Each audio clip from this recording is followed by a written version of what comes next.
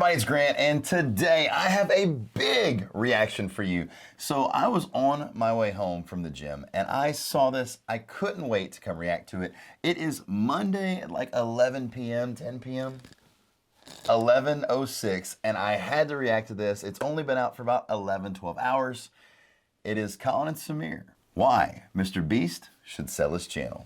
Can't wait to see it. Let's get into it.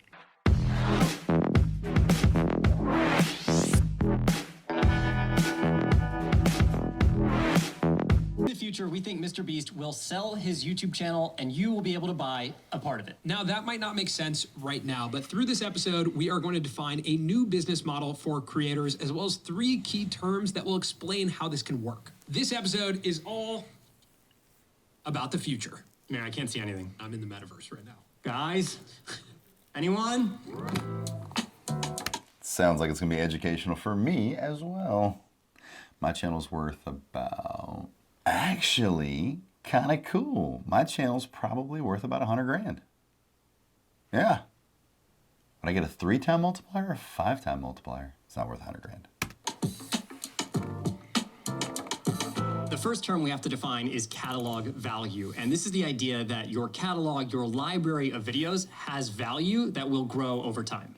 So let's look at an example. Casey Neistat, one of the biggest creators on YouTube, hasn't uploaded that much in the past year. He's uploaded 4 videos, and each of them have done about 2 million views. So that's 8 million views on new episodes over the last year. But his channel has done 76 million views in the last 12 months. That means 68 million views came from his back catalog of videos. And he's earning revenue from YouTube, and he will continue to do so over time. And I think as creators, what's interesting is that we always think about our next upload. Like, we're working on this video, it's gonna come out, and then we have to work on the next one, and the next one, and the next one. But what you don't understand is you're actually generating catalog value. You're creating a compounding effect with your content. And that's something that I think is really well understood in the music industry, but not as much in video, right? In music, it's understood that you'll be making money off of streaming, and all of your albums will continue to make money over time. I mean, Bruce Springsteen sold his catalog for $500 million to Sony. So in the Bruce Springsteen example, Sony bought that catalog and now owns 100% of those earnings. That's like just a one-to-one transaction right there. But what we think the future is fans and supporters being able to participate and own a share of those catalogs. And that brings us to term number 2, fractional ownership. So fractional ownership is something that exists in real estate. It exists in many places, but it's I could also see, like, Mr. Beast's brand get put on the stock exchange. I mean, why wouldn't it? defined as a method in which several unrelated parties can share in the ownership of a high-value asset. It says here usually a jet, yacht, or a piece of real estate. The easiest way to understand this is through an Is example. we're all getting a jet. Right. Or a yacht. Gonna share. Or a yacht, or both. Right. We're gonna share. We're gonna pool our money in, and we're gonna share a yacht. Thanks for watching this episode. This is the end of the channel. I'll see you in the open seas. So I think the easiest way to understand this is through an example. Like, how does this pertain to YouTube? Let's look at Mr. Beast's recreation of Squid Game. The way that video even came together was he posted a TikTok saying if this TikTok had a certain amount of... Let's just take a moment here to say that Samir has the absolute best voice. Like, Samir puts my voice to voice shame. ...of likes, he would actually go ahead and make the video. And then throughout the process of making the video, he obviously brought us along and was really open about how much money he needed to raise to make that video, which was around $3 million. He raised some of that money through selling t-shirts, and he raised some of it through a brand partnership. Speaking of t-shirts, got some announcements coming on in this video. This one right here. But now let's talk about how this could work in the future of fractional ownership. Hypothetically, let's say he raised $2 million from selling those t-shirts and from the brand partnership, but he still needs to raise another $1 million, which is a third of his budget. He could potentially raise that $1 million by selling a percentage of the future AdSense earnings of the video. So let's say he sells 33% of the future AdSense earnings. 100,000 people buy it for $10, that's $1 million. And that grouping of people is entitled to 33% of the earnings from the Mr. Beast Squid Game recreation for the rest of time, which could be very lucrative. So Colin's doing so much math here that his neck veins are starting to pulse. They're starting to pump up. So one of the reasons that a creator like MrBeast would want to do this is actually just to gauge interest and see if this is a video that people want to watch. Will they actually put money against watching this video? That's similar to what happens in crowdfunding or Kickstarter, where it's like, how many people want to see the So I'm going to throw my opinion in here, and I'm only 4 minutes and 27 seconds in, but you know, I was really hoping, and I'm still hopeful, that someone sold their channel and we can use that as a comparison to what MrBeast's channel would be worth. Just the channel, but the channel does drive the brand. It is the engine of MrBeast. As of right now, this video is kind of reaching, but I'm still curious to see where it's going. Personally, I liked my video about how much he makes better. Here's the thing. I think MrBeast is better off selling his entire brand or his channel all at once. Don't sell all your video rights over, you know, to get $1 million and the video is going to do even better, you know, or slightly worse, right? Because that video is there's no way that video, well, man, it broke a record, but I don't think it would have done $3 million in ad revenue when his normal videos doing 100 million views or getting like 500,000 is kind of what he said in previous videos. I don't know.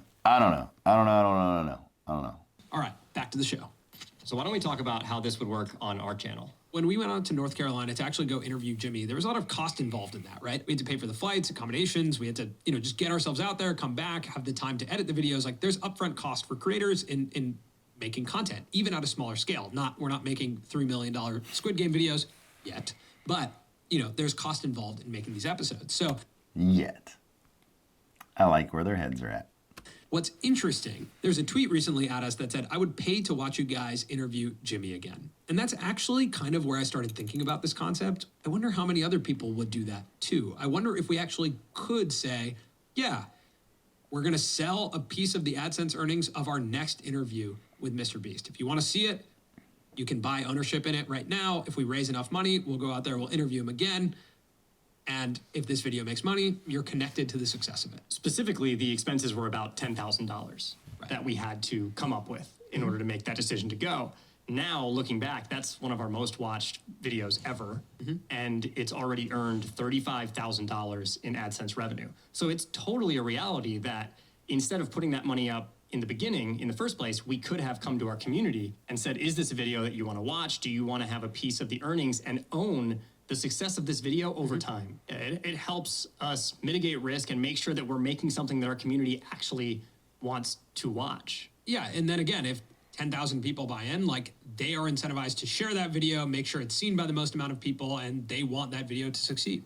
That's a huge value to us. And outside of the monetary value, there is ownership value, and that is our third term. This is really the idea that there are two types of value to content. There's entertainment value, right? Everyone gets to watch the MrBeast Squid Game recreation, but then there's potentially ownership value where fewer people get to be owners. It gets to be part of their identity that they were invested early on in the production of this video. And I think this is just generally the future of the internet. We're seeing it in the world of crypto. They're really stretching this topic out. Let's see what else they're going to say in this video. But as of right now, they just put MrBeast in the title and talked about crowdfunding, is all this really is. In an NFT platform, right? Crowdfunding with NFT platform, basically, is what's going on. Jimmy needs to keep his channel. I want to know but maybe there'll be a point to this. And NFTs where people care about owning something. Ownership matters. To truly understand this idea that ownership matters, it helps to look at a 1985 original Jordan sneaker. On StockX, that shoe right now goes for like $34,000. That's insane. Originally, it probably cost closer to $100. So it has increased in value like crazy, but it is still just as good at being shoes. If not, maybe worse. If not, maybe worse, because shoe technology has gotten way better. Like, it is the same exact shoe, but the price has gone way up. And the reason that that's happening is because ownership matters. It's rare and people want to own it. They don't want to use it. Utility does not mean ownership. You don't buy the Jordan to wear it. You buy it for what it says about you as a person and to be connected to other people who care about Jordans in a similar type of way. The fact that you can even bring it up conversationally that you're an owner could bring you closer to someone else who also cares. And that's when you get into this. Okay. that makes sense. Who would ever spend that much money on something that was less than $100? Because the whole box was probably less than $100 back then. So, speaking of those packs, I will be opening one of those packs as soon as we finish up catching up on all of the giveaways in our past videos. Also, since Mr. Beast is in this title, a little bit of a spoiler, I'm going to drop it in the next couple videos. I'm going to be getting back and finish up with all the old Mr. Beast merch to get all the people that ever claimed their prize, because, you know, been slacking, right? Been mean to. But anyway, what will end up happening is I have another box of Mr. Beast merch from Beast Games. Really would like to put that hoodie on or t-shirt, whatever I got for myself, and give the rest to you guys. So this beautiful, pristine, guaranteed pack will be opened, one of them. Hopefully there's a Charizard inside, and I'm going to be giving away cash to you. So stay tuned for our 100,000 subscriber extravaganza. And let's get back in the video.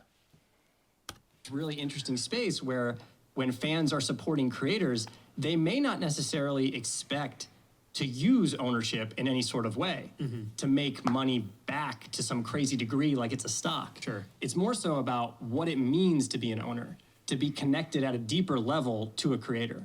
And I think we're kind of seeing that in some of the communities like a Patreon, right? Where it's like a bunch of fans come together to finance a creator. So there is like versions of that. Patreon is I pay, you give me exclusive content. I feel good because I'm supporting my favorite creator. So that's a clean transaction. The next version of it, what we're talking about, this world of fractional ownership, is going to just make that a two-way street where it's I'm supporting you as a creator, but as you grow, I grow too, because I'm actually a part of this. That I think is just the way the internet's moving. Like this world of Web3, of crypto, of the blockchain, it's just opening up this element where audiences and creators can all share in the same thing. And that is huge because we right now are here because of our community, right? And so like to actually be able to reward the community, to have them feel invested in our success, that's the next chapter of all of this. And we spoke a lot about this on a video level, but clearly when you think about it from a channel perspective, owning a part of the overall catalog that has value, and creators can loop in perks like you see on a Patreon. You could be added to a Discord. You could have voting power on what types of videos the creator makes. Let's just say Mr. Beast, when he's watching paint dry, offers fractional ownership in his channel. There's going to be some people who are like, I know he's gonna make it. I know he's gonna be big. So I would like to buy into his channel right now for a future portion of his AdSense earnings. That would have been one of the greatest moves in internet history, right? Or Casey Neistat before he started. For them, not for him. So, ladies and gentlemen, so far, this is about starting up. And understand, if you go and crowdsource versus put all the money in yourself, you have less risk, but you have less reward. Say the one specifically that right now I invest in is someone that we covered in our newsletter, The Published Press, Becca. Becca Means. So she came from TikTok over to YouTube, and on her YouTube channel, she just announced that she's moving to LA and is exploring like this career in music and has these cool opportunities. And I found her I still thought it could have been me. originally on TikTok. She has this cool mix of like personality, comedy, and super talented singer. Oh yeah. I feel like I'm in on the ground level and I would invest in that channel right now. There could be this world where YouTube channels just have this option where you go to the YouTube channel and it says, buy ownership in this channel, or pledge ownership in this channel. And the channel could be at 1,000 subscribers. And someone could actually say, yeah, I believe that this person's going to take off. It's like dropping money in crypto right now. You just never know which one's going to take off or crash. Maybe crypto video. You've now just seen the creative process. I'd like to support them right now. And so much of the reason why we made this prediction is because it's already happening in music, in Web3. There's precedent for it. Yeah. It's happening, and it's happening fast. If you go to a website called fractional.art, you can see it happening in the world of NFTs. Like we mentioned, if you go to Royal, you'll see it happening in the world of music. And we believe that because of that, it's coming for the world of YouTube and online video very quickly. So hopefully by this point of the episode, you understand the new model of fractional ownership and why it makes sense, but let's just recap. They put Mr. Beast in the title to get me to watch. I feel like they're trying to go for like a Graham Stephan or even kind of me style education, because they understand, they're very smart, but they don't have. Colin Smear, I enjoy you. I didn't enjoy this video. You got me. Thanks for trying to teach me about NFTs and fractional shares. I didn't need it, but hopefully someone learned something that watches my channel that might not watch theirs. We are going to chop this video up and edit to make it somewhat entertaining. Whew. But at least you got the announcement. We are going to be opening, I am going to be opening a $25,000 pack of holographic, right? It's a heavy pack and it's guaranteed. So if there is a light in there, guess what? We are going to ship it back and get something cool in return and or my money. And I'm going to give you away some cash and hopefully me a Charizard. And also I have a big old box of Beast merch that finally came in. And it's gonna be a cool giveaway. So we're gonna be continuing to do those giveaways. Stay tuning for a future video of Mr. Beast merch giveaway, as well as our 100,000 subscriber extravaganza.